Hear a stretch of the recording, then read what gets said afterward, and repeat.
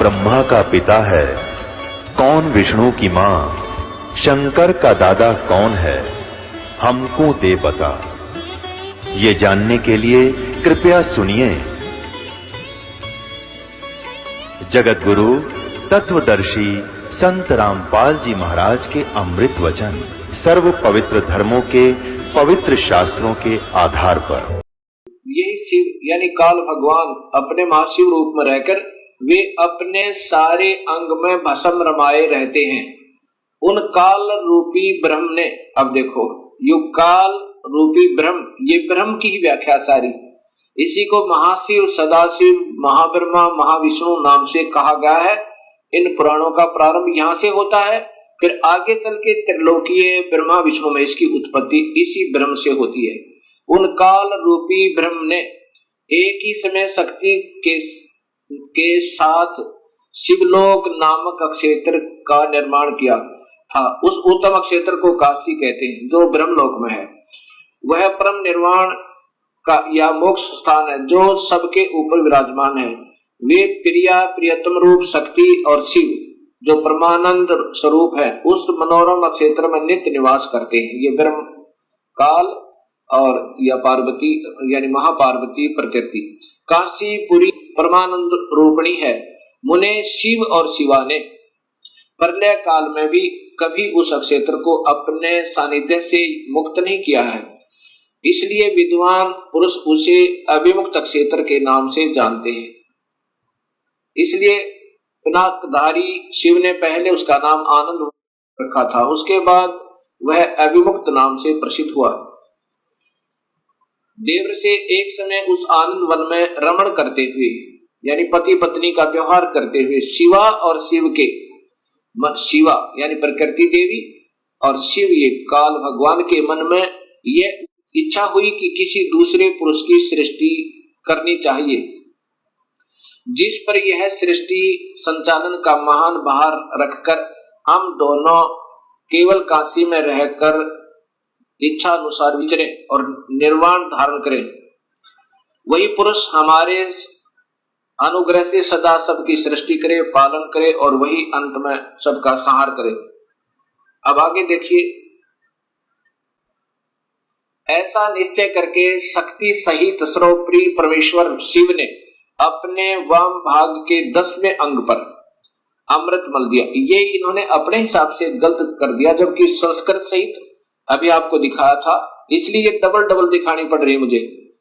अब यहाँ 10वें अंश का अंग का अर्थ है योनि में, अर्थात पत्नी पति के रूप में बीज स्थापना किया और फिर उससे एक पुरुष प्रकट हुआ। उसका नाम क्या रखा, ये आप देखिए, उसका नाम विष्णु रखा। उसने अपना नाम पूछा तो महेश्वर भगवान शंकर हंसते हुए कहे कि तुम्हारा नाम, ये देखो। शिव ने कहा कि वत्स बेटा, आप व्यापक होने के कारण तुम्हारा विष्णु नाम विख्यात होगा। ये काल कहता है विष्णु को, बेटा वत्स माने बेटा, तेरा नाम विष्णु होगा। अब 7वां अध्याय देखो, ये 6ठा अध्याय समाप्त हुआ। अब ये 7वां अध्याय देखिएगा। ब्रह्मा जी कहते हैं कि देवर से, उसके बाद मुझे भी काल ने ही, ब्रह्म ने ही उत्पन्न किया, ये स्पष्ट है। सदाशिव ने पूर्ववत अर्थात जैसे विष्णु को उत्पन्न किया वैसे यत्न करके मुझे परमेश्वर ने सांब यानी पार्वती, प्रकृति देवी और सदाशिव दोनों ने पहले की तरह जैसे विष्णु उत्पन्न किया पति पत्नी के रूप से, मुझे अपने दाहिने अंग से उत्पन्न किया। मुने उन महेश्वर ने मुझे तुरंत ही अपनी माया से मोहित करके नारायण देव के नाभि कमल में डाल दिया। ब्रह्मा ने बेरा ही नहीं, अब अवस्था बता इसने के विराकोण से नारायण की नाभि में था। ये विष्णु महाविष्णु रूप में स्वयं काल ही है और यही इनका पिता है। तो ब्रह्मा की उत्पत्ति शिव से और विष्णु की उत्पत्ति शिव से, ये शिव पुराण सिद्ध करती है।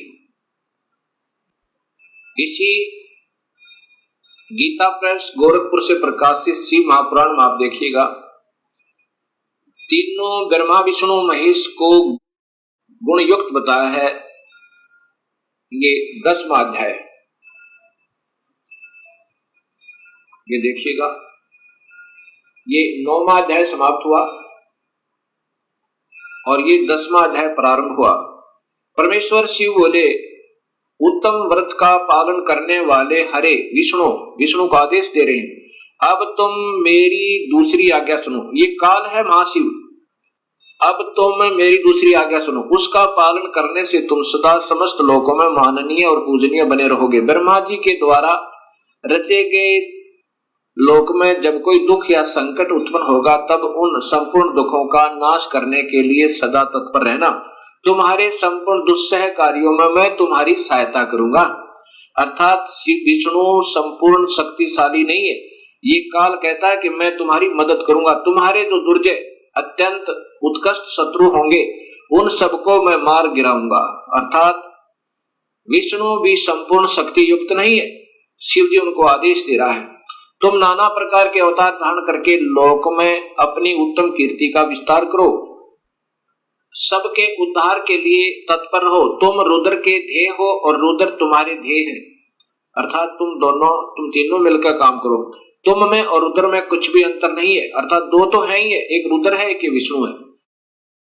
अब देखो रुद्र आ गया ना, शिव, ये शिव है और ये विष्णु है, जिसको दोनों का आदेश दिया है। जो मनुष्य रुद्र का रूप भक्त होकर तुम्हारी निंदा करेगा उसका सारा सद्गुण और उसका सारा पुण्य तत्काल भस्म हो जाएगा। पुरुषोत्तम विष्णु तुमसे द्वेष करने वाला मेरी इच्छा से ही, मतलब अब मैं आपको बताता हूं, मेरी आज्ञा से उसको नरक में गिरना पड़ेगा। अब 9वें अध्याय में फिर देखिएगा, ये 9वें अध्याय का यहां देखना। और संहार करने वाले रज आदि त्रिविध गुणों द्वारा ब्रह्मा विष्णु और रुद्र ने नाम से प्रसिद्ध हो 3 रूपों में पृथक पृथक प्रकट होता हूं। ये काल भी तीनों गुणों रज महाब्रह्मा महाविष्णु महाशिव रूप में रहता है। साक्षात शिव गुणों से भिन्न है, वे प्रकृति और पुरुष से भी परे हैं। अद्वितीय नित्य अनंत पूर्ण निरंजन परब्रह्म परमात्मा है। ये काल तीनों लोकों का पालन करने वाले श्री हरि भीतर तमोगुण और बाहर सतोगुण धारण करते हैं। त्रिलोकी का संहार करने वाले रुद्र भीतर सतोगुण और बाहर से तमोगुण धारण करते हैं, तथा त्रिभुवन की सृष्टि करने वाले ब्रह्मा जी बाहर और भीतर से रजोगुण ही है। अब ध्यान से देखो, इस प्रकार ब्रह्मा विष्णु और रुद्र माने शिव, शंकर, ये त्रिलोकीय ब्रह्मा विष्णु महेश, इन तीनों देवताओं में गुण है। रजगुण ब्रह्मा है, सतगुण विष्णु है, तमगुण शिव जी। लिखा है ना कि शिव अंदर से तो सतगुण दिखा है भगवान जैसा, लेकिन वास्तव में उसका परम गुण तमोगुण है शिव का। अब इस प्रकार इन तीनों में गुण बताए हैं, रजगुण ब्रह्मा, सतगुण विष्णु, तमगुण शिव जी। इन तीनों देवताओं में गुण है। अब देखो चौथा कौन रह गया फिर वो? अब चौथा जो शिव की महिमा गाई जा रही है वो कौन है? वो काल है। और ये तीनों यह नारे लिख दिए। अब इस प्रकार ये सब ज्ञान आपके समझ में आएगा। अब आपको दिखाता हूं, देवी भागवत महापुराण संस्कृत सहित है मेरे पास, और साथ में फिर दिखाऊंगा ये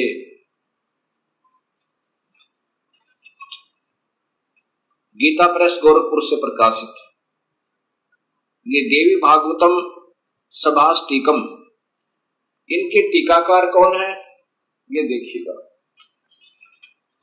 और ये कहां से प्रकाशित है? अथ देवी भागवतम भाषा सभास टीकम महात्म, ये है खेमराज श्री कृष्णदास प्रकाशन बंबई, ये यहां से प्रकाशित है। इसके तीसरे स्कंद में, तृतीय स्कंद में आप देखेंगे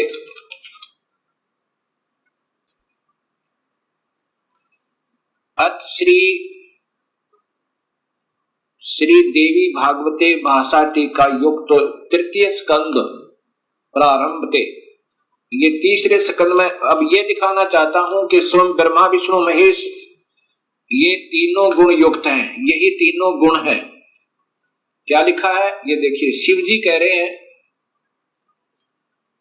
हे माता, यदि हमारे ऊपर सदा आप दया युक्त हो तो हमको तमोगुण में, मुझे तमोगुण में किस प्रकार प्रदान किया, मैं तुम गुण क्यों बनाया, कैसे बनाया, और ब्रह्मा रजगुण और विष्णु सतगुण, हरि सतगुण किस प्रकार बनाया, ये नीचे है युक्त किए। फिर देखें ये तीसरे स्कंद में है, हे माता, शिव जी कह रहे हैं, रुद्र कह रहे हैं, यदि हमारे ऊपर सदा आप दयायुक्त हो तो हमको तमोगुण में किस प्रकार प्रदान किया, मैं इसे राक्षस कर्म में क्यों लगाया, ब्रह्मा रजोगुण और हरि सतगुण युक्त किए। अब बताओ, अब देखो तुम्हारे तीनों गुण सर्जन पालन संहार स्थित है, यही काल का जाल है और इस माया से इसको अपने पुत्रों को भी भ्रमित रखता है। अब देखिएगा ये देवी भागवत महापुराण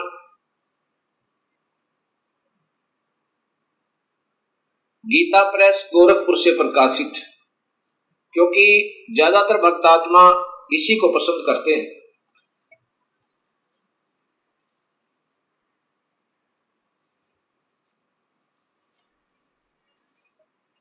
ये सचित्र मोटा टाइप श्री देवी भागवत केवल हिंदी, पहले संस्कृत सहित आपको दिखाई थी, अब ये देखना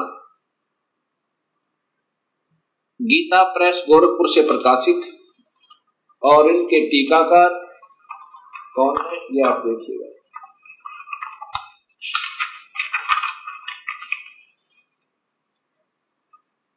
मोटा टाइप, और यहाँ हनुमान संपादक हनुमान प्रसाद पोदार चिमन लाल गोस्वामी, इसके तीसरे स्कंद में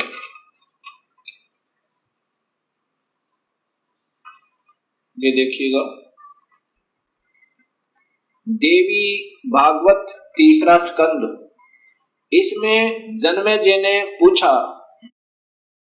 आपने अंबा यज्ञ द्वारा परम पवित्र नवरात्र व्रत करके उसके द्वारा देवी के आराधन करने की आज्ञा दी है, अतः वे कौन देवी हैं, कैसे और सब प्रकट हुई, उदाहरणे का क्या उद्देश्य है। अब ये जन्मेजय पूछ रहे हैं व्यास जी से, और व्यास जी बता रहे हैं कि यही प्रश्न मेरे मन में आया था, मैंने नारद जी से पूछा था, तो नारद जी ने फिर बताया। अब ये पूछ रहा है अभी कि कितने ही आचार्य भवानी को संपूर्ण मनोरथ पूर्ण करने वाली बतलाते हैं, वे आदि माया महाशक्ति एवं परम पुरुष के साथ रहकर, परम पुरुष ये काल को कहते हैं, इन महापुरुषों के लेखकों की बुद्धि यही तक काम करती रही, साथ रहकर कार्य संपादन करने वाली प्रकृति है या आठ भुजा वाली, ब्रह्म के साथ उनका अभेद संबंध है। ब्रह्म माने काल, क्षर पुरुष, जो गीता के 15वें अध्याय में काम आओगा, याद रखना, ब्रह्म के साथ उनका अभेद संबंध है, वे सृष्टि स्थिति और संहार कार्य में संलग्न रहती हैं। अब देखो जिसको भी लेते हैं इन्हीं का नाम लेते हैं, क्योंकि इन मुख्य कारण तो यही है, इससे ज्यादा काल है, काल के बाद इसका नंबर, इसने फिर 3 विभाग कर दिए, काल ने और प्रकृति ने अपने 3 पुत्र उत्पन्न करके, वो ये प्रकृति याद रखना, ये गीता जी में आपके काम आएगा, ये शब्द कि प्रकृति कौन है, वही शेरा वाली अष्टंगी, और 3 गुण भी ब्रह्मा विष्णु महेश, ये गीता जी में भी आपको काम आएंगे। नारद जी से व्यास जी ने पूछा, व्यास जी ने अपने पिता ब्रह्मा जी से पूछा, तो ब्रह्मा जी ने बताया नारद को कि कैसे सृष्टि उत्पन्न हुई। ब्रह्मा जी ने कहा, बेटा मैं इस प्रश्न का क्या उत्तर दूं, यह प्रश्न बड़ा ही जटिल है महाभाग, तुम भगवान विष्णु से इसका समूचित समाधान पा सकते हो। महामते, इस संसार में कोई भी रागी पुरुष ऐसा नहीं है जिससे यह रहस्य विदित हो। ओए होए, किसी को नहीं बेरा इसका, लेकिन अंदाजा सा बताऊंगा, ऐसा ब्रह्मा कह रहा है।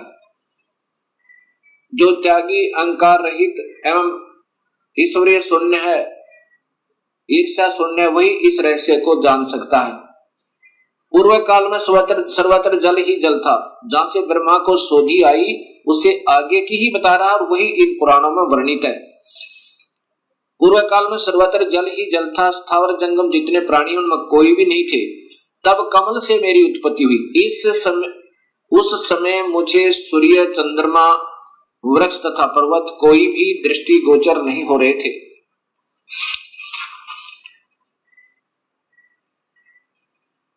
दिखाई पड़े। मैं कमल की कणिका पर बैठकर विचार करने लगा, इस अगाध जल में मैं कैसे उत्पन्न हो गया, कौन मेरा रक्षक है तथा इस प्रलय काल में सृष्टि अनुसार करने वाले कौन विशिष्ट पुरुष हैं। कहीं भी स्पष्ट रूप से भूमि भी नहीं दिखती जिस पर यह जल टिका हुआ है। यह कमल कैसे उत्पन्न हुआ, रूढ़ एवं यौगिक दोनों अर्थों में कोई इसका कारण होने ही चाहिए। यौगिक अर्थ होने पर इसका मूल कारण पतंग होता है, पंख। तो अब देखूं वह पंख है कहाँ है, वह इस मूल कारण, मतलब ये नीचे घूमता रहा, 1000 वर्ष तक पृथ्वी का अन्वेषण करता रहा, इस पर भी मुझे इस जल का कहीं और छोर नहीं मिला। इतने में आकाशवाणी हुई, तप करो तप करो। तब मैंने तपस्या प्रारंभ कर दी। ये ब्रह्मा बता रहा है। कमल पर बैठे ही 1000 वर्ष तक मैं तप करता रहा। फिर उसी समय सृष्टि करो ऐसी आकाशवाणी सुनाई पड़ी। उसे सुनकर मैं बड़े आश्चर्य में पड़ गया। सोचा कि किसकी सृष्टि करूं अथवा मेरा क्या कर्तव्य है। उसी समय मधु और कैटब नाम के 2 भयंकर दानव आए। अब यहां देखना भक्तात्माओं, आए वे उस महावरण में मुझसे युद्ध करने की इच्छा प्रकट करने लगे। मैं उनसे भयभीत हो उठा। तब कमल का डंठल पकड़कर जल में उतरा। वहां मुझे एक परम अद्भुत पुरुष के दर्शन मिले। उनका श्री विग्रह मेघ के समान श्याम था। वे पीतंबर पहने थे, 4 भुजाएं थी, शेष नाग की सैया पर सोए पड़े थे। सोए का मतलब बेहोश थे, अचेत थे विष्णु जी। उन जगत प्रभु के गले को वनमाला सुशोभित कर रही थी। शंख, चक्र, गदा, पद्म, इन 4 अवधों से अनुपम शोभा पा रहे थे। ऐसे से ही भगवान विष्णु का मुझे दर्शन हुआ। वे योग निद्रा से वशीभूत होकर गाढ़ी नींद में सोए हुए थे। ये बेहोश कर रखे थे काल में विष्णु जी को। उनकी अच्छा यहां देखना, मैंने उनका सत्वन किया देवी का। तब वे कल्याणमयी भगवती विष्णु के विग्रह से निकलकर, विष्णु के शरीर से निकलकर आकाश में विराजमान होगी। ये सभी प्रमाण शास्त्रों में पूर्व प्रमाणित हैं और विद्यमान है। स्पष्ट लिखा है कि ब्रह्मा को नहीं मालूम मैं कहां से उत्पन्न हुआ, तुक्के मार रहा है आगे के, वो कौन है, वो श्री हरि है, फलाना है। अब जो अपनी स्थिति बता रहा है कि मैं कमल के फूल पर सचेत हुआ, मुझे नहीं मालूम मैं कहां से आया। फिर मधु और कैटब नाम के 2 राक्षस आए। पहले 1000 वर्ष तक तो खोज की उस कमल के डंठल की, ये कहां टिका हुआ, कहीं नहीं पाया।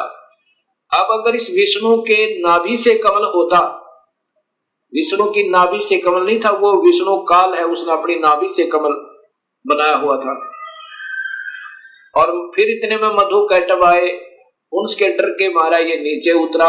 आगे विष्णु अचेत पड़ा था शेष सैया पे, शेष नाग के ऊपर बेहोश पड़े थे। उसमें से एक शक्ति निकली और उसके बाद ये होश में आया और फिर मधु कैटब के साथ इनका युद्ध हुआ। 5000 वर्ष तक तो ये लड़ते रहे और मधु कैटब को नहीं मार पाए।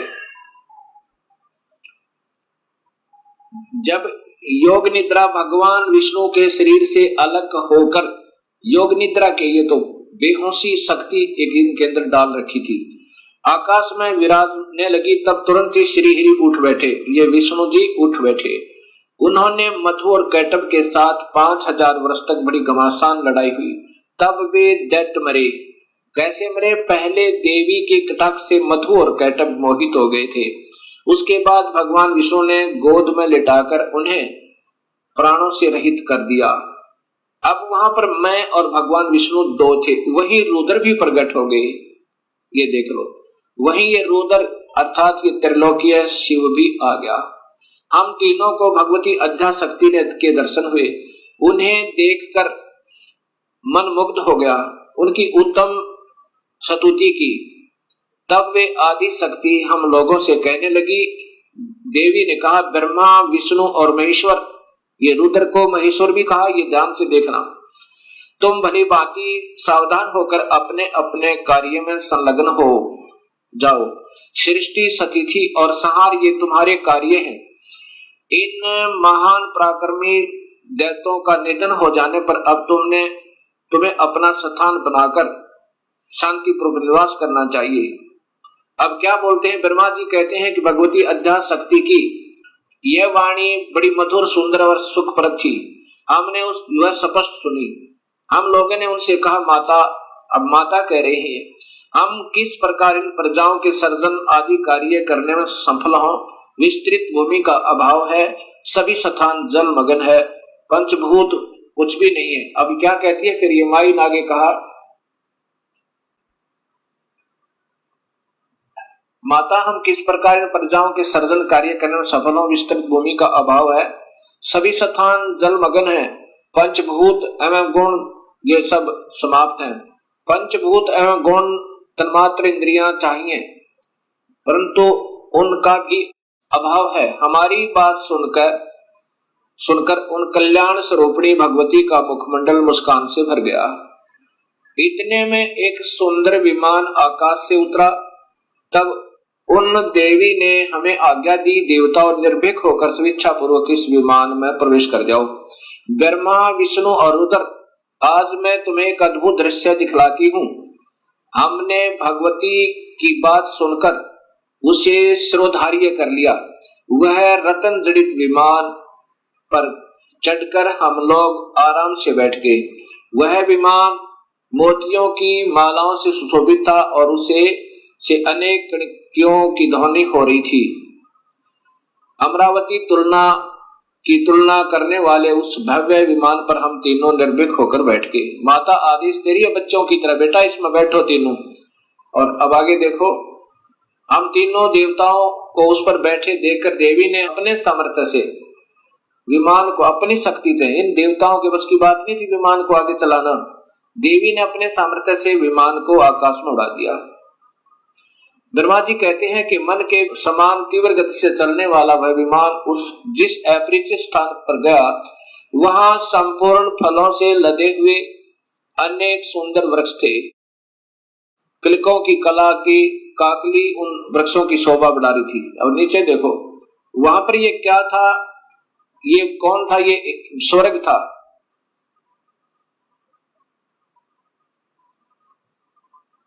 अक्षर के बाद वह दूसरे सुंदर प्रदेश में पहुंच गया। वहां हमने देखा अनुपम नंदन वन, पराजित सगन छा। ये कौन थी, ये सैकड़ों प्रायोग सुगंधर्व आदि ये सब ये देखा। तो वहां महाभाग इंद्र भी थे। ये महास्वर्ग ब्रह्मलोक में काल ने एक और बना रखा है, उसको ये ओम नाम के जाप करने वाले योगी इस महास्वर्ग में पहुंच जाते हैं।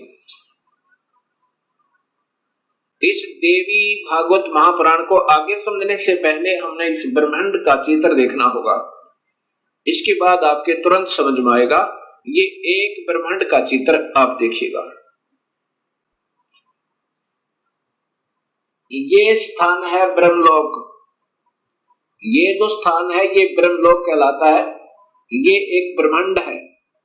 पहले ये देखिएगा, इसमें यही काल तीन रूपों में रहता है। ये महाविष्णु रूप में, और ये महाशिव रूप में, और यहाँ महाब्रह्मा रूप में, और यहाँ पर ये शेरा वाली प्रकृति देवी भी रहती है। ये इसका भी एक कोने में अलग स्थान है इसी ब्रह्मलोक में। और यहीं पर एक स्वर्ग लोक बना रखा है, इंद्र का लोक, अलग इंद्र जो है इस स्थान पर सबसे पहले एक कोने में। ये बहुत लंबा चौड़ा है।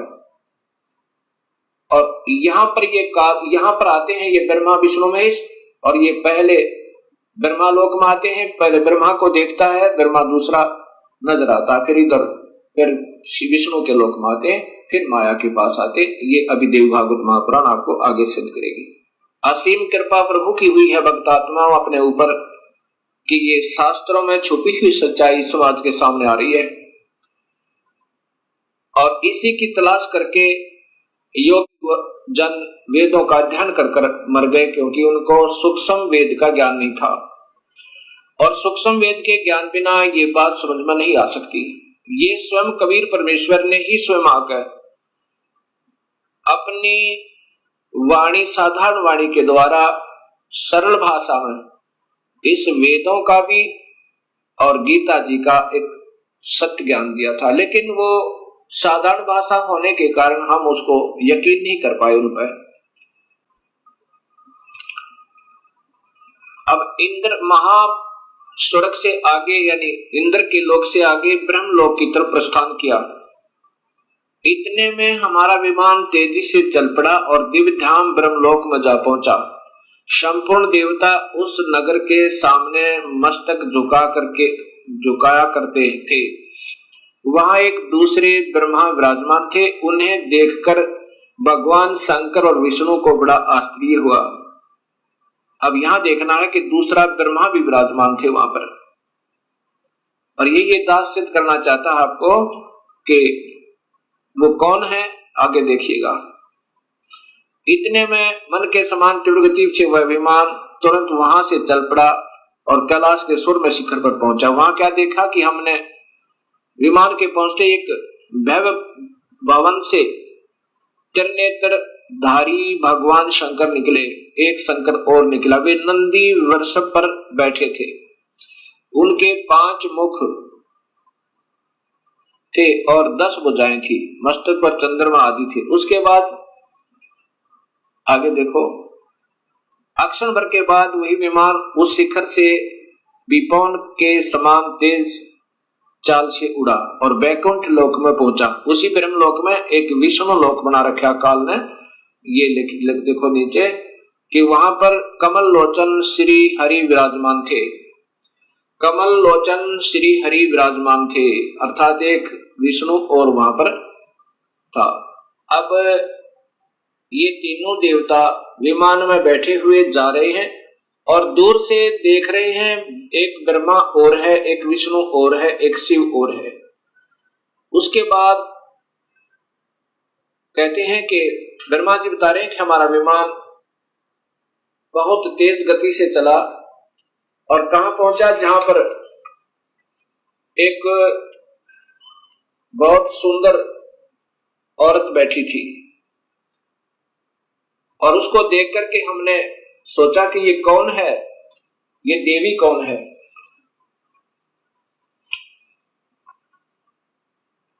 अब ब्रह्मा जी आगे बता रहे हैं कि इतने में पवन से बातें करता हुआ वह विमान तुरंत उड़ गया। आगे अमृत के समान मीठे जल वाला समुद्र मिला। उसमें फिर आगे चलिए, उसमें एक मनोहर द्वीप था और वहां पर यह देखिएगा एक मंगलमय मनोहर पलंग बिछा था। उस पलंग में सुंदर रत्न जड़े थे और वहां कौन थे, ये देखिए नीचे। उस पे एक औरत बैठी थी। वह ऐसी प्रभावपूर्ण देवी थी मानो करोड़ों बिजलियां एक साथ चमक रही हो। अत्यंत सुंदर मुख, लाल लाल दांत और करोड़ों लक्ष्मियों से भी अधिक वह सुंदर थी। अब वैसी सुंदरी स्त्री को मैंने कभी नहीं देखा था। पास में अनेकों साधक बैठकर हरियम इस मंत्र का जाप कर रहे थे। अब ये मंत्र है जो हम देते हैं, ये वास्तव में 5 मंत्र हैं अलग से, यहां देखना। उसके हजारों नेत्र, हजारों हाथ, हजारों मुख आदि आदि। हम आपस में कहने लगे यह सुंदरी कौन है। हम आपस में वही ठहरे रहे और आपस में कहने लगे कि ये सुंदरी कौन है, इसका क्या नाम है। हम इसके विषय में बिल्कुल अनभिज्ञ हैं। अपनी माँ के बारे में भी तीनों देवताओं को नहीं मालूम। दूर से देखने पर वे कितनी सुंदर प्रतीत हो रही है, यहां देखना आगे। फिर तब भगवान विष्णु ने, ये देखो, नारद यो संदेहग्रस्त होकर हम लोग वहां रुके रहे, विमान से उतर गए। तब भगवान विष्णु ने उस चारों सिहिनी भगवती को देखकर विवेक पूर्वक निश्चय कर लिया कि ये भगवती जगदम्बिका है, वो प्रकृति है, ये हमारी माँ है। तब उन्होंने कहा कि यही भगवती हम सबकी आदि कारण अर्थात माता है। महाविद्या, महाविद्या और महामाया इन्हीं के नाम है। ये पूर्ण प्रकृति है। ये देख लो, ये प्रकृति इनकी ब्रह्मा विष्णु महेश की माँ है। और यहाँ स्वयं बताते हैं, ये भगवान विष्णु कह रहे हैं कि मैंने जब देखा था, मैं छोटा सा था, प्रलय वर्ण में मुझे दर्शन हुए थे इस देवी के, उस समय मैं छोटा सा था। ये वही संपूर्ण संसार की कारण है, ये वही देवेदना है जिनके पर्यावरण में अर्थात जब पानी ही पानी था मुझे दर्शन हुए थे, उस समय मैं बालक रूप में था। विष्णु जी कह रहे हैं मैं बालक रूप में था। ये वही देवी भागवत महापुराण गीता प्रेस गोरखपुर से प्रकाशित है।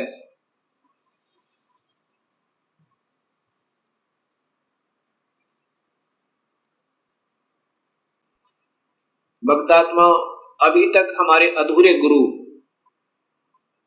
जब हम उनसे प्रश्न किया करते थे कि ब्रह्मा विष्णु महेश के माता पिता कौन है, वो कहा करते ये तो अजर है, अमर है, इनके कोई माता पिता नहीं है, ये तो अजन्मा है। और ये स्वयं देवी भागवत महापुराण में स्वीकार करते हैं कि हम तो जन्म मरण में है, मैं ब्रह्मा विष्णु और रुद्र, हम तो जन्म मरण में है, तुम ही नित्य हो, तुम ही अविनाशी हो, हम अविनाशी नहीं है। अब देखिएगा आपके सामने से प्रकाशित तीसरा स्कंद ही चल रहा है, यहां ये चल रहा है तीसरा स्कंद। अब ये पढ़ते पढ़ते हमारे यहाँ पर तुम शुद्ध स्वरूपा हो, ये संसार तुम्हारे से ही उत्सित हो रहा है। मैं ब्रह्मा और शंकर, विष्णु स्वयं कह रहा है मैं ब्रह्मा और शंकर हम सभी तुम्हारी कृपा से विद्यमान हैं। हमारा आविर्भाव और तिरोभाव हुआ करता है। आविर्भाव माने जन्म और तिरोभाव माने मृत्यु। हम तो मृत्यु और जन्म में हैं, ये ध्यान से देखो। और केवल तुम ही नेता हो, जगत जननी हो, प्रकृति और सनातनी देवी हो।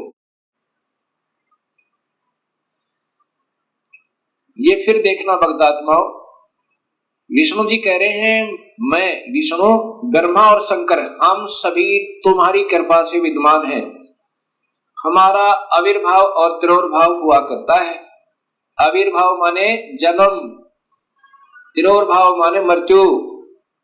केवल तुम ही नेता हो, जगत जननी हो, प्रकृति और सनातनी देवी हो। ये प्रकृति शब्द आपको गीता में काम आएगा जब ये दास आपको बताएगा कि ब्रह्म और प्रकृति से तीनों गुणों की उत्पत्ति हुई। ब्रह्मा विष्णु महेश की, रजगुण ब्रह्मा, सदगुण विष्णु, तमगुण शिव जी की। ये वही देवी भागवत महापुराण है, गीता प्रेस गोरखपुर से प्रकाशित। यहां देखो, श्री भगवान शंकर बोले देवी यदि महाभाग विष्णु तुम्ही से प्रकट हुए हैं तो उनके बाद उत्पन्न होने वाले ब्रह्मा भी तुम्हारे ही बालक हुए। और फिर मैं तमोगुणी लीला करने वाला शंकर भी तुम्हारी संतान हुआ। अब दोनों बात सिद्ध होगी भगवत आत्माओं। विष्णु भी प्रकृति से उत्पन्न हुआ, ब्रह्मा भी, और शिव ये तमोगुण शिव। अब वहां देखना, रजगुण ब्रह्मा, सदगुण विष्णु, तमगुण शिव जी बताएगा दास आपको। मैं तमोगुण लीला करने वाला शंकर भी तुम्हारी संतान हुआ, अर्थात मुझे भी उत्पन्न करने वाली तुम ही हो। अब ये ध्यान से पढ़ो भक्तात्मा, ये वही देवी भागवत महापुराण गीता प्रेस गोरखपुर से प्रकाशित।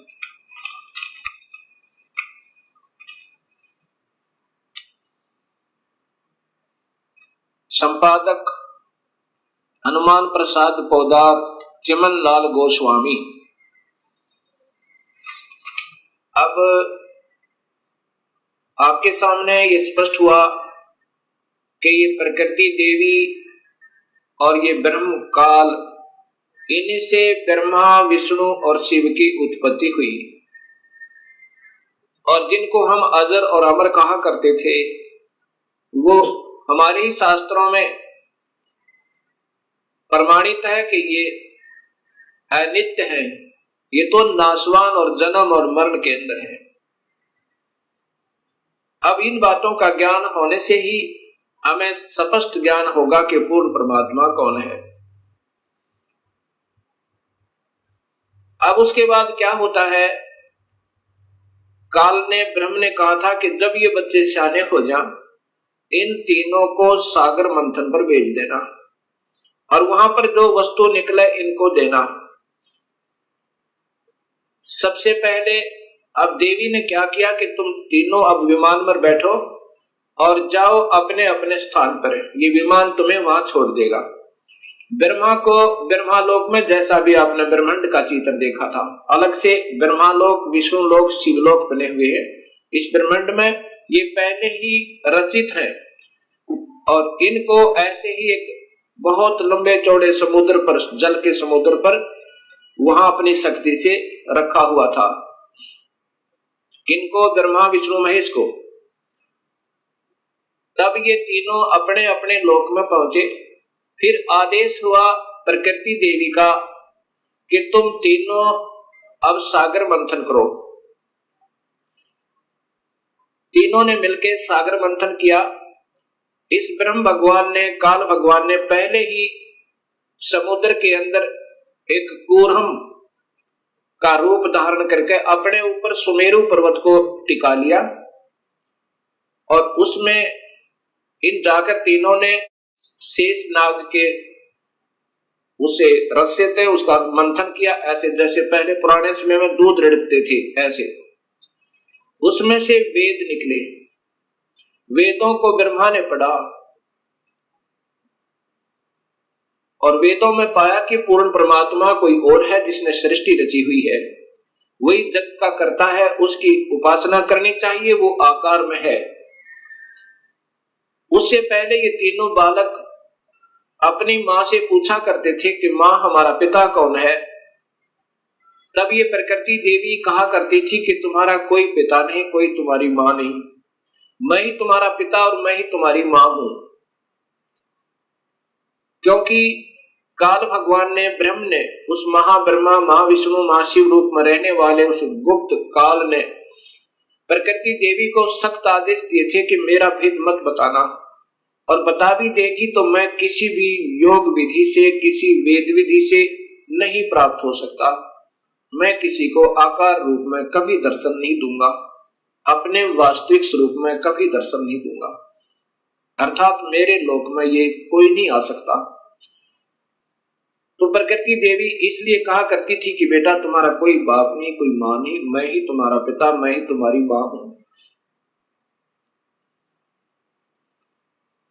जब ब्रह्मा ने पढ़ा कि वेदों में लिखा है कि परमात्मा कोई और है, सृष्टि रचनहार, और उसको पाया जा सकता है ओम नाम के जाप से, ऐसा उसने सोचा कि ओम का नाम लिखा है और ध्यान लगाऊंगा, मेडिटेशन को अधिक करूंगा, प्रभु प्राप्ति होगी। तब ब्रह्मा ने कहा कि मां आप कहा करती थी कि हमारा कोई पिता नहीं, वेदों में लिखा है कि परमात्मा आकार में है और वही पूर्ण परमात्मा ही सारी सृष्टि का रचनहार है। उसके पाने का ओम मंत्र भी लिखा है, यही मंत्र है जो उसको पाने का, ऐसा ही होगा। ऐसा विचार करके ब्रह्मा ने कहा कि मैं पिता के दर्शन करूंगा। माई ने कहा कि बेटा वो तुम्हें कभी दर्शन नहीं देगा, तुम्हारा पिता। ब्रह्मा ने कहा कि मां अब आपकी बातों पर विश्वास नहीं होता, मैं पिता की तलाश करूंगा, अर्थात परमेश्वर को ढूंढूंगा। माई ने कहा कि यदि तुम्हें पिता नहीं मिला तो क्या करेगा। ब्रह्मा ने कहा कि मैं फिर वापस नहीं आऊंगा, दर्शन नहीं दूंगा आपको। ऐसा सोचकर, ऐसा कहकर ब्रह्मा वहां से चल पड़ा। एकांत स्थान पर जाकर 4 युग तक मेडिटेशन किया, ध्यान किया, ओम नाम का जाप किया। प्रभु प्राप्ति नहीं हुई। अब शर्मिंदा वापस नहीं आ रहा है। तब आकाशवाणी काल ने की प्रकृति देवी को कि सृष्टि प्रारंभ करो, जीवों की उत्पत्ति करो। तब प्रकृति देवी ने कहा कि तेरा जेठा बेटा, ज्येष्ठ पुत्र ब्रह्मा आपकी तलाश में हट करके गया हुआ है। तब निरंजन ने कहा कि मैं कभी किसी को किसी भी वेद विधि वर्णित विधि से कोई दर्शन नहीं दूंगा, मेरी प्राप्ति नहीं हो सकती, उसको वापस बुलाओ।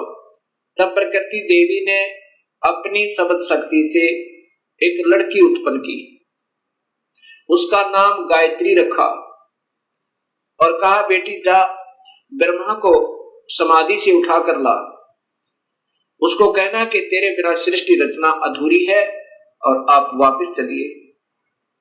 अब वो गायत्री देवी जब वहां पहुंची ब्रह्मा के पास, ब्रह्मा के चरण छुए, ब्रह्मा का ध्यान भंग हुआ। तब उसने देखा कि सामने एक लड़की खड़ी है। ब्रह्मा गुस्से में आकर कहता है कि तूने मेरा तप भंग कर दिया, तू कौन पापचारिणी आ गई, मैं तुझे श्राप देता हूं। तब उस गायत्री ने कहा कि पहले मेरी बात सुन लो और फिर मेरा दोष हो तो मुझे श्राप देना। मुझे मां ने भेजा है आपको लिवा लाने के लिए, आपके बिना सृष्टि रचना प्रारंभ नहीं हो रही, जीवों की उत्पत्ति नहीं हो रही और आप वापस चलिए। तब ब्रह्मा जी ने कहा कि गायत्री कैसे चलूं मैं मां के पास, मुझे शर्म लगती है, पिता के दर्शन हुए नहीं और मैं कहकर आया था कि मां यदि पिता के दर्शन नहीं हुए तो मैं वापस नहीं आऊंगा, दर्शन नहीं दूंगा। ब्रह्मा ने कहा गायत्री से कि यदि तू मेरी झूठी गवाही देवे तो मैं चलूं कि पिता के दर्शन अर्थात प्रभु की प्राप्ति हो गई। गायत्री ने कहा कि एक और गवाह तैयार करते हैं। गायत्री ने अपनी सब शक्ति से एक और लड़की उत्पन्न की, उसका नाम कौपवती रखा। दोनों ने ब्रह्मा की झूठी गवाही देने की स्वीकृति दे दी। तीनों के तीनों माता के पास प्रकृति देवी के पास आ गए। प्रकृति देवी ने पूछा कि ब्रह्मा तुझे पिता के दर्शन हुए? ब्रह्मा ने कहा हाँ मां मुझे पिता के दर्शन हुए। तो देवी ने पूछा कैसे प्रमाणित हुआ है? ब्रह्मा ने कहा कि दोनों से पूछ लो, इनके सामने मुझे दर्शन देकर के पिताजी गए हैं। तब उन दोनों से पूछा प्रकृति देवी ने, गायत्री और कौपवती ने स्वीकृति दी और कहा कि हाँ हमारे सामने ब्रह्मा को दर्शन दिए, पिता ने दर्शन दिए, बड़ा तेजो में शरीर था, ऐसे तुक्के मारे। तब प्रकृति देवी के मन में ये आया कि ये काल दोगला है, ये ब्रह्म तो दोगली बात कर रहा है, मेरे को कहता है मैं कभी किसी को दर्शन नहीं दूंगा, मैं कभी व्यक्त रूप में प्रकट नहीं होऊंगा और गुप्त रूप में सर्व कार्य करता रहूंगा, और इनको दर्शन दे दिए। ऐसा सोचकर अक्षुब्ध होकर नाराज होकर दूर जा बैठी और कहती है कि मैं नहीं तेरे इस कार्य को कर सकती, संभाल अपने डमडमे ने। मुझे कुछ कहता है और इनको दर्शन दे दिए।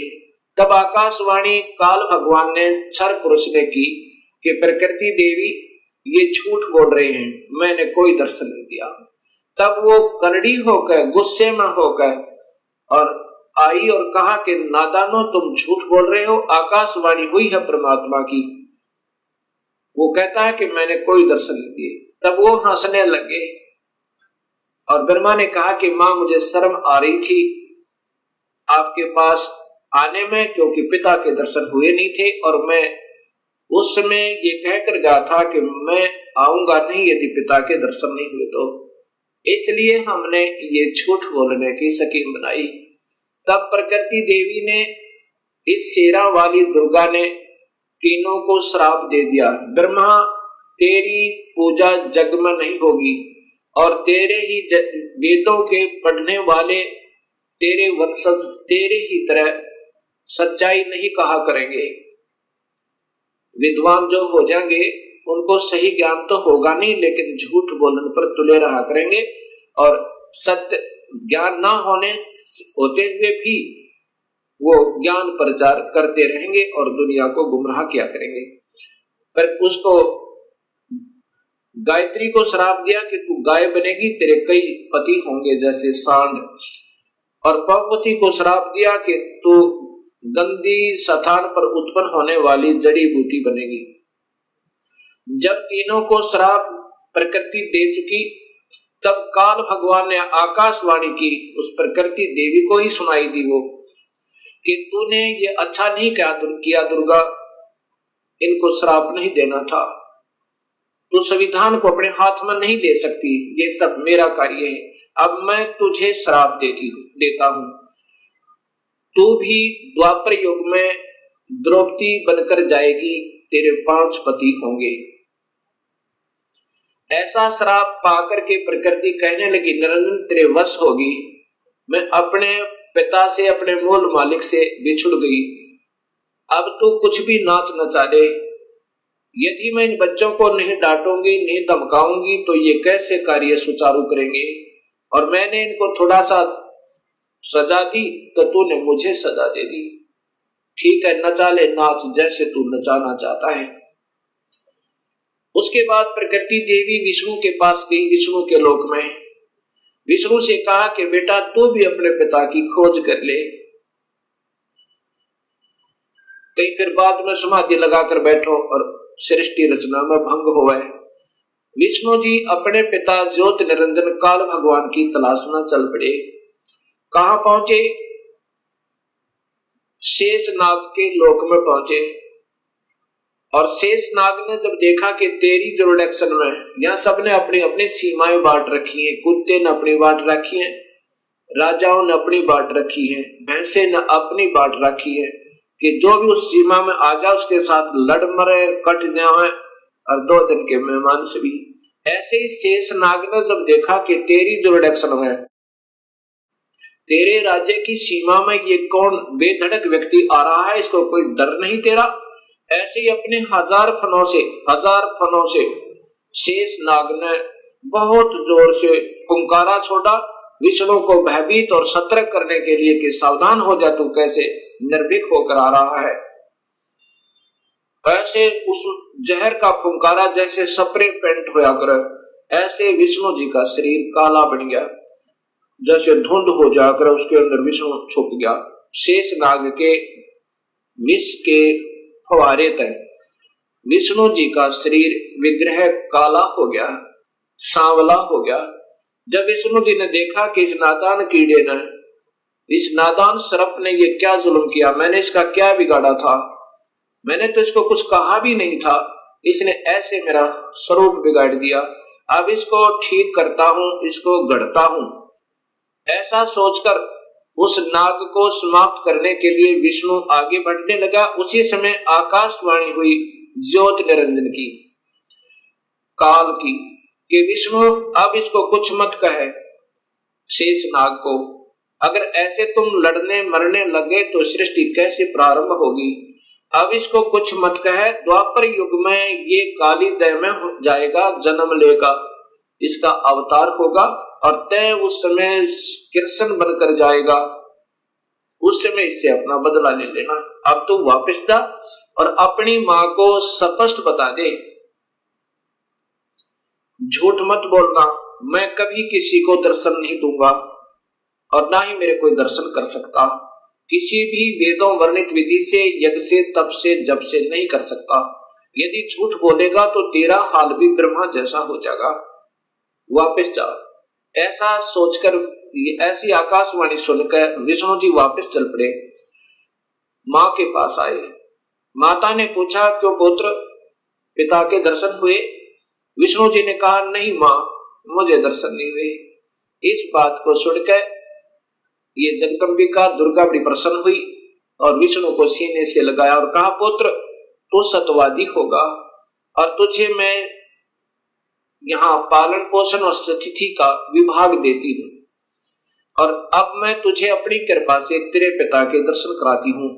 देख शरीर में ध्यान लगाकर और पहुंच जा सहस्रार कमल में। सहस्रार कमल में जो ज्योत प्रकाश दिखाई दे रहा है वो 1000 ज्योतियां, बस ये तेरे पिता का स्वरूप है, ये ज्योत स्वरूपी निरंजन है। ऐसे इन सबको बहका रखा है। विष्णु जी अपने पिता के प्रकाश रूप में दर्शन करके बड़ा प्रसन्न हुआ। उस अंदर प्रकाश देख, ये मेडिटेशन करने वाले अंतिम उपलब्धि केवल ज्योत बताते हैं, वो ज्योत स्वरूपी वही तो काल है, और उसी को देखकर सब प्रसन्न हो जाते हैं।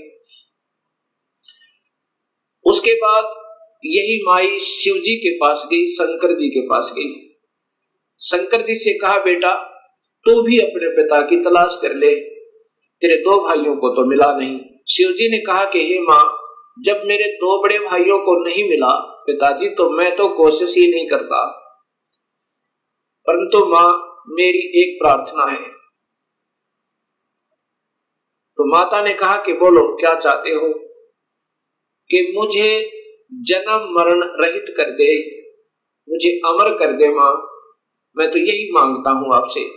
तब माँ ने कहा, प्रकृति देवी दुर्गा ने कहा कि बेटा ये नहीं हो सकता, जो पैदा हुआ है इस 21 ब्रह्मांड में उसका जन्म होगा, जो जन्म हो गया उसकी मृत्यु होगी, जो पैदा हुआ उसकी मृत्यु होगी, और जो मर गया उसका पुनर्जन्म अवश्य होगा, चाहे किसी भी योनि में कर्म आधार पर वो जाए।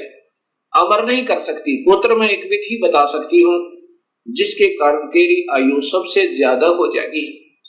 भगवान शिव ने कहा कि माँ ऐसी ही कृपा कर दो। तब देवी ने कहा कि पुत्र तू ज्यादातर मेडिटेशन करया करे, और मेडिटेशन करते करते अपने श्वासों को, प्राणों को 10वें द्वार पर स्थिर कर दिया कर, श्वास कम से कम आने दिया कर, और ठंडे क्षेत्र में रहा कर ताकि तेरा शरीर खराब ना होए।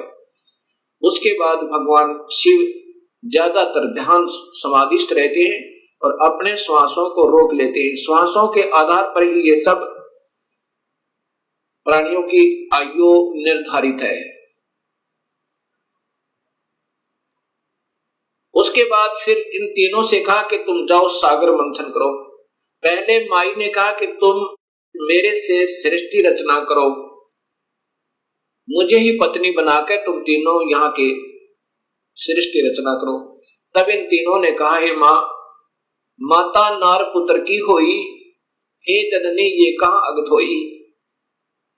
तब माँ ने कहा कि बेटा मैं तुम्हारी परीक्षा ले रही थी और ये देख रही थी तुम भी अपने पिता की तरह ही ऐसे हो या तुम्हारे अंदर कोई विवेक है। ठीक है, तुम जाओ फिर सागर मंथन करो। अब दूसरी बार फिर सागर मंथन किया। जब सागर मंथन किया उसमें 3 रूप माई नहीं अपने बनाए इस दुर्गा ने। ये सिद्धि होती है, एक सिद्धि वो चोलेदार है, चोले माने शरीर। 3 रूप बनाए और 3 लड़कियों के रूप में बाहर आई।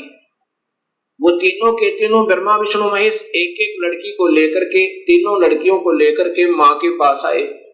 माता ने पूछा कि पहले कौन सी निकली थी? कि ये, उसका नाम सावित्री रखा, वो ब्रह्मा से ब्याह दी। दूसरी का नाम लक्ष्मी रखा, वो विष्णु से ब्याह दी। और तीसरी का नाम उमा रखा, वो शिव से शादी कर दी। और तीनों से कहा कि अपनी अपनी पत्नियों को लेकर अपने अपने लोक में जाओ और अब ये सृष्टि प्रारंभ करो। यहां से ये काल सृष्टि प्रारंभ हुई। अब इसी का प्रमाण आपको देवी भागवत महापुराण में देता हूं, तीनों की शादी का।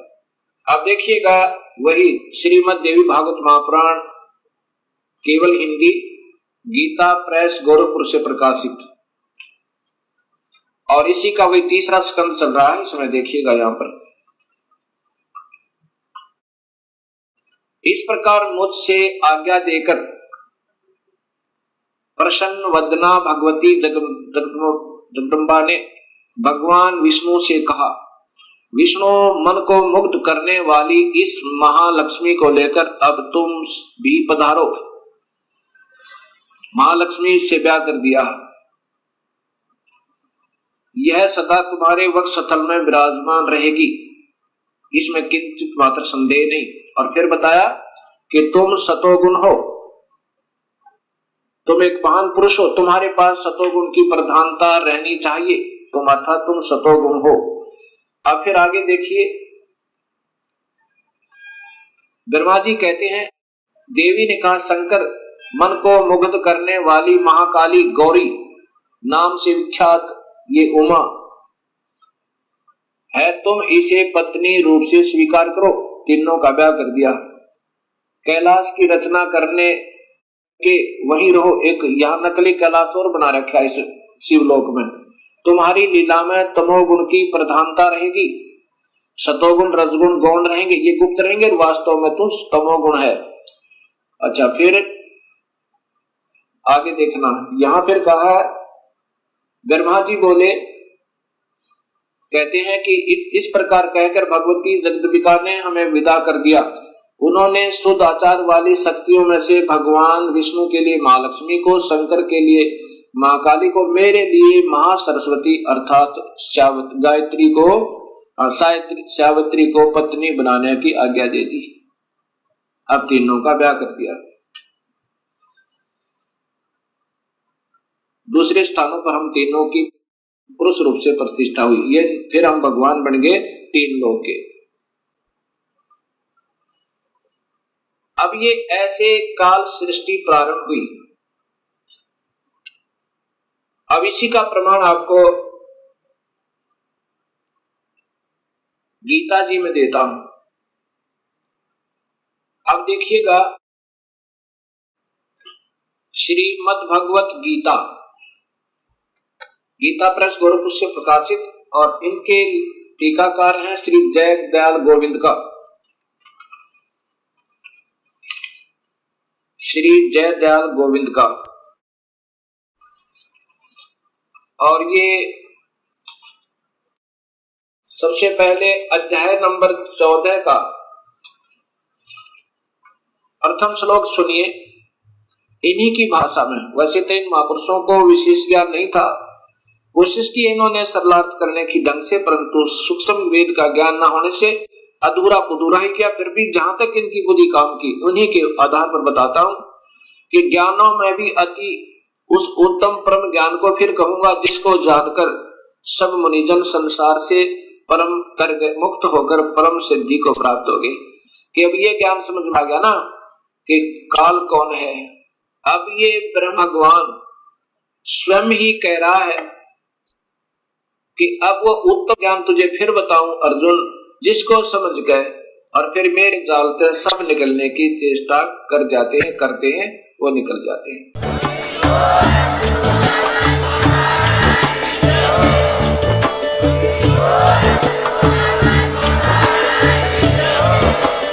आप सुन रहे थे जगत गुरु तत्वदर्शी संत रामपाल जी महाराज जी के मंगल प्रवचन। अधिक जानकारी के लिए विजिट कीजिए हमारी वेबसाइट www.jagatgururampalji.org। संत रामपाल जी महाराज जी के शुभ आशीर्वाद से पूरे विश्व भर में 500 से भी ज्यादा नाम दीक्षा केंद्र हैं, जिन पर संत रामपाल जी महाराज जी द्वारा ऑनलाइन निशुल्क नाम दीक्षा दी जा रही है। अपने नजदीकी नाम दीक्षा केंद्र का पता करने के लिए संपर्क करें 8222880541।